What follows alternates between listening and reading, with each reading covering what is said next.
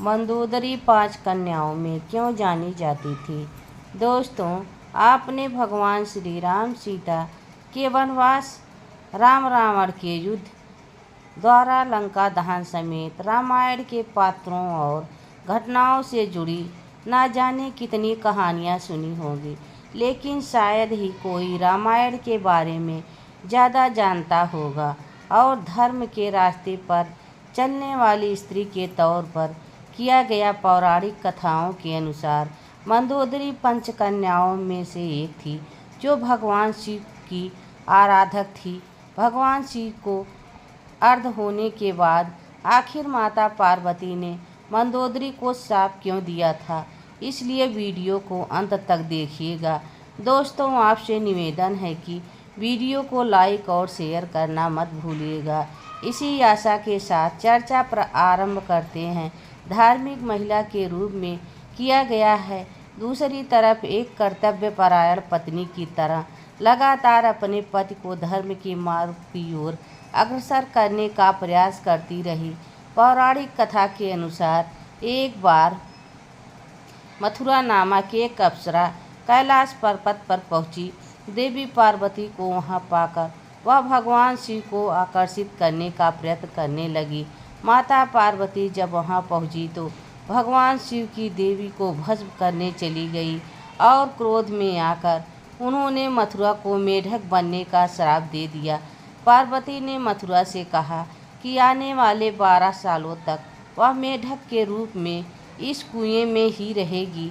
भगवान शिव ने के बार बार कहने पर माता पार्वती ने मात्र से कहा कि वह अपने आसन स्वरूप में आ सकती है, और वह भी 12 साल बाद मथुरा 12 साल तक एक कुएं में रहकर मेढक के रूप में कठोर तप किया।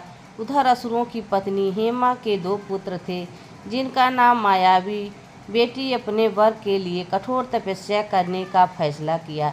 पर्वत पर तपस्या कर रहे थे। तब इस बीच मथुरा की 12 साल की कठोर तपस्या भी समाप्त हुई। वह अपने मूल स्वर और तपस्या कर रहे थे। उन्होंने मथुरा की मदद की पुकार सुनी और तुरंत उसे कुएं से बाहर निकाल लिया। अब मैं उन्होंने मथुरा को अपने आप बहुत बदल कर मंदोदरी रख दिया। कहते हैं कि एक बार रावण मायापुर के महल में गया तो वहाँ उसने मंदोदरी को देखा और उस पर मोहित हो गया। उसने मना कर दिया, जिस रावण नाराज हो गया और मंदोदरी को उससे शादी करने के लिए मजबूर करने लगा। मंदोदरी को पता चला था कि रावण भगवान शिव का भक्त है। इस डर से वह अपने पिता की रक्षा के लिए वह शादी के लिए सहमत हो गई। रावण से शादी के बाद उसने 2 पुत्र मेघनाथ और अक्षय कुमार को जन्म दिया। मंदोदरी की खास बातें: एक मंदोदरी थी। 5 कन्याओं में से एक मंदोदरी को चिरकुरी के नाम से भी जाना जाता था। अपने पति रावण के मनोरंजन मंदोदरी से रावण को अक्षय कुमार, मेघनाथ और अधिकाय पुत्र मिले। उनके पुत्र माना जाता है ने मंदोदरी से इस बात का पता लगाकर कभी नाम मंदोदरी था।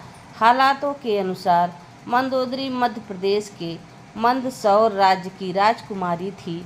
यह भी माना जाता है कि मंदोदरी राजस्थान के जोधपुर के निकट मंडोर की थी। रावण के बाद मंदोदरी का क्या हुआ? ऐसा कहा जाता है कि रावण की मृत्यु के बाद विभीषण ने अपनी भाभी मंदोदरी के सामने विवाह का प्रस्ताव रखा। मंदोदरी के बारे में कहा जाता है कि वह एक सती पति के प्रति समर्पण का भाव रखती थी। यह रावण की मृत्यु के बाद मंदोदरी ने विभीषण से बता दिया, लेकिन कुछ समय बाद उन्होंने विभीषण को स्वीकार कर लिया था। दोस्तों, आशा है कि हमारा यह वीडियो आपको अच्छा लगा होगा। अगर वीडियो अच्छा लगा हो तो वीडियो को लाइक और शेयर कर देना, और इसी प्रकार की भक्ति कथाओं के लिए हमारे चैनल को सब्सक्राइब कर लेना।